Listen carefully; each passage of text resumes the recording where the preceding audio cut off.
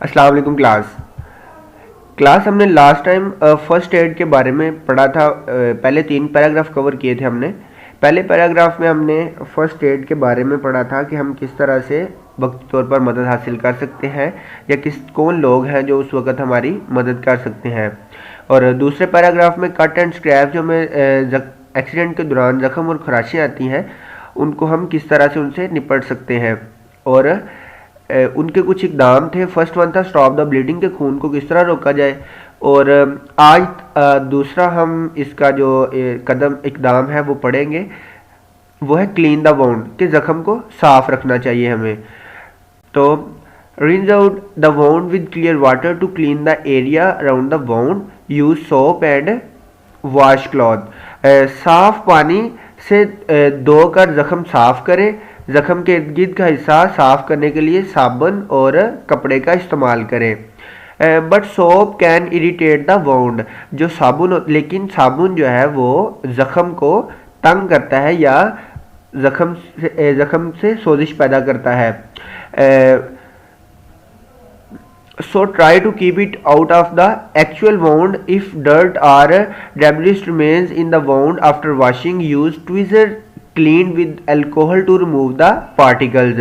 इसलिए इसे असल ज़ख्म से जो है ना वो हमें दूर रखना चाहिए, दूर रखने की कोशिश करना चाहिए। अगर धोने के बाद ज़ख्म में गर्दो गुबार या कोई मैल की चैल रह जाए तो ज़र्रात निकालने के लिए अल्कोहल से साफ़ की हुई चिमटी यूज़ करें।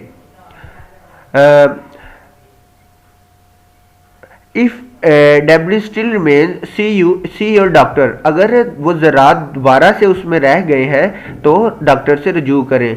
Through cleaning reduces the risk of infection and tetanus, अच्छी तरह सफाई करने से इन्फेक्शन और तशख़्ख़ुस का ख़तरा कम हो जाता है।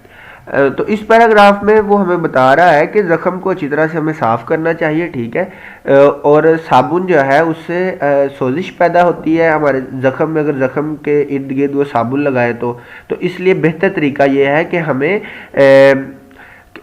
अच्छी तरह से कोई साफ़ की हुई अल्कोहल से चिमटी को साफ़ करके उससे हमें ज़ख्म को साफ़ करना चाहिए। अगर फिर भी ज़ख्म साफ़ ना हो तो हमें किसी डॉक्टर से रब्ता कर लेना चाहिए, ये सबसे बेहतर तरीका है। लेकिन ज़ख्म को साफ करना है हर हाल में। अप्लाई एंड एंटीबायोटिक, जरासीम कश जो दवा है वो हमें लगानी चाहिए। थर्ड स्टेप इसका ये है, after you clean the wound, जब हम ज़ख्म को साफ कर लें, apply a thin layer of antibiotic cream and और ointment to help keep the surface moist. ज़ख्म साफ करने के बाद हमें इसे उसकी सतह को नमदार रखने के लिए इस पर कोई एंटीबायोटिक क्रीम या मरहम लगा दें, जिससे इसकी सतह जो है वो नरम रहती है। The products don't make the wound heal faster, ऐसी अशिया से ज़ख्म ज़्यादा तेज़ी से मनमल नहीं होता। But they can help your body natural healing process work fast, लेकिन ये आपके जिस्म की शफायाबी के कुदरती अमल को ज़्यादा तेज़ करता है या कर सकता है। Certain ingredients in some ointments can cause a mild rash in some people, बाज़ मरहमों के कुछ अज्जा कुछ लोगों में सोजिश पैदा कर सकते हैं। If a rash appears stop using the ointment, अगर इससे सोजिश हो जाए तो मरहम का इस्तेमाल बंद कर दें।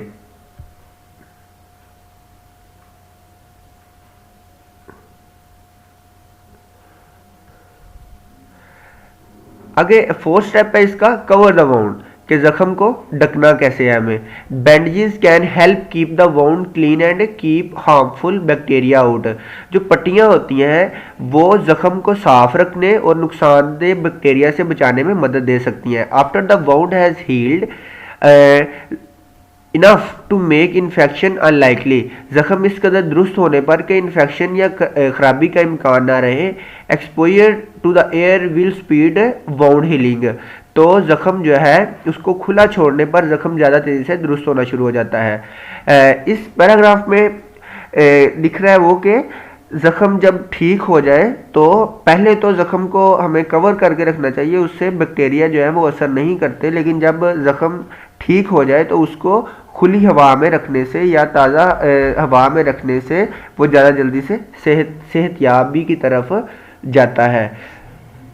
तो स्टूडेंट्स आज के हमारे ये 3 पैराग्राफ्स हैं, इनकी ट्रांसलेशन जो आपने अच्छे तरीके से कर लेनी है और ये जो तरीकाकार है इसको आपने अपनी अमली ज़िंदगी में भी इसको सीखना है कि जब भी कोई आपको कोई एक्सीडेंट या कोई इस तरह का कोई नुकसान हो किसी का तो आप उसका इलाज वक्ती तौर पर कर सको।